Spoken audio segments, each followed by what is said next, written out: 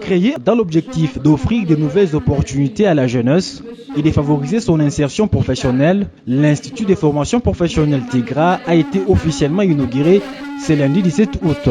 La cérémonie s'est déroulée sous la présidence du ministre d'État, ministre en charge de la formation professionnelle, Marc Ekila. L'événement s'est tenu en présence de plusieurs autorités provinciales, notamment le ministre provincial de la formation professionnelle, Max Pandé-Kissimba, représentant le gouverneur de province, Martin Kazembe Choula, ainsi que l'honorable Saint-Tiche Kaja, représentant Michel Kaboumamba, président de l'Assemblée provinciale. Au cours de son intervention, Daniel Ngoy, président de l'ONG de TEGRA, a souligné les missions fondamentales et les objectifs poursuivis par l'établissement.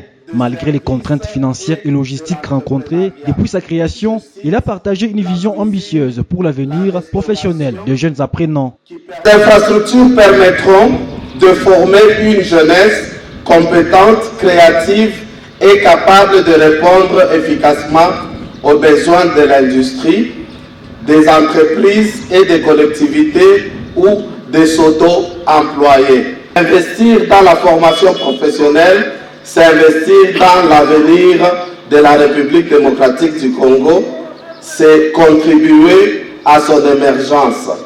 Prenant la parole à son tour, le ministre d'État, Marc Ekila, a précisé que l'Institut de formation professionnelle TEGRA constitue la toute première structure en République démocratique du Congo équipée spécifiquement pour la formation professionnelle, axée sur l'apprentissage pratique. Compétences humaines chez les jeunes en vue de nous permettre de créer de l'emploi. L'emploi pour les jeunes congolais et du Haut-Katanga, comme je le disais tantôt.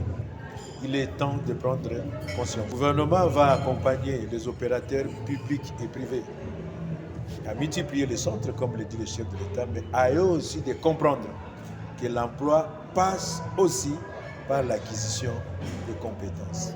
De son côté, Max Pandé-Kissimba a salué la détermination du promoteur, soulignant que cette initiative s'inscrit pleinement dans la vision du chef de l'État, Félix-Antoine Tshisekedi Tshilombo, axé sur la promotion des compétences de la jeunesse. Notre pays a besoin de restructurer et de développer ses capacités en formation professionnelle pour son développement présent et futur.